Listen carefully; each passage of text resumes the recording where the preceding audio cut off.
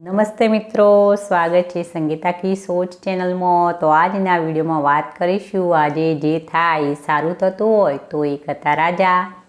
તો રાજાને શિકાર કરવાનો ઘણો શોખ હતો। તો એકવાર જંગલમાં મંત્રીની સાથે શિકાર કરવા ગયા અને હરણને જોતો રાજાએ બસ પોતાના તીર અને કામઠા લઈ અને હરણ ઉપર નિશાનો તાકી દીધો અને એટલામાં જ એક જંગલી વરુ પાછળથી દોડી અને ગયું અને રાજાને અથડાયું।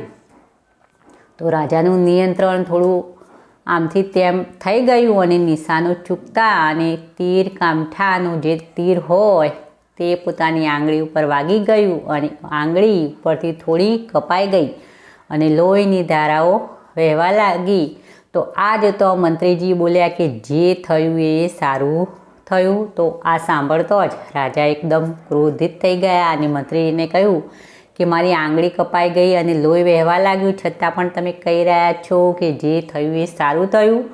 આમ સાંભળતો એ ક્રોધમાં આવી ગયા અને મંત્રીજીને કહ્યું કે મને એકલો છોડી અને તમે બીજા રસ્તે જતા રહો। અને રાજાની આજ્ઞા માની અને મંત્રીજી બસ રાજાને છોડી બીજા રસ્તે ચાલ્યા ગયા। રાજા થોડા આગળ ગયા અને ત્યાં નરભક્ષી રાક્ષસો કોઈની બલિ ચડાવવા માટે માણસ શોધી રહ્યા હતા અને આ રાજાજીને જોઈ ગયા। તો બસ આ નરભક્ષી રાક્ષસો રાજાજી અને કેદ કરી અને રાજાજીને લઈ ગયા પોતાના સરદાર પાસે અને રાજાજીને બલિ કરવા માટે તૈયાર કરી દીધા બલિ ચડાવવા। એટલામાં જે એમનો પૂજારી હતો એની નજર રાજાની આંગળી પર પડી અને કહ્યું કે આ રાજાની આ વ્યક્તિની બલિ ચડી શકે નહીં, કારણ કે આમનું એક અંગ કપાઈ ગયું છે। તો આ બલિ ચડવા માટે આ વ્યક્તિ યોગ્ય ગણાય નહીં। અને રાજાજીને જીવતદાન આપી અને જીવતા છોડી મૂક્યા અને રાજાજી બીજા રસ્તે ગયા અને મંત્રીજીને શોધવા લાગ્યા। તો મંત્રીજી એક નદી કિનારે મળ્યા અને શાંતિથી એક વૃક્ષ નીચે આરામ કરી રહ્યા હતા। તો મંત્રીજીના પાસે જઈને રાજાએ જે પોતાની સાથે થયું હતું એ બધું વર્ણવી અને કહ્યું કે મેં ખોટો તમારા પર ક્રોધ કર્યો અને તમને બીજા રસ્તે જવા કહ્યું, આપણે બે સાથે હોત તો કદાચ આવું થાત નહીં। તો મંત્રીજીએ કહ્યું કે તમે મારી પર ક્રોધ કર્યો અને મને બીજા રસ્તે મોકલી દીધો એ સારું થયું, જે થાય એ સારા માટે થાય। તો રાજાએ કહ્યું કે મારી તો આંગળી કપાઈ ગઈ એ સારું થયું, કારણ કે આંગળી કપાવાના કારણે આજે મને જીવતદાન મળ્યું, પણ તમારા પર મેં ક્રોધ કર્યો અને બીજા રસ્તે તમને મોકલ્યા, એમાં તમારી સાથે શું સારું થયું?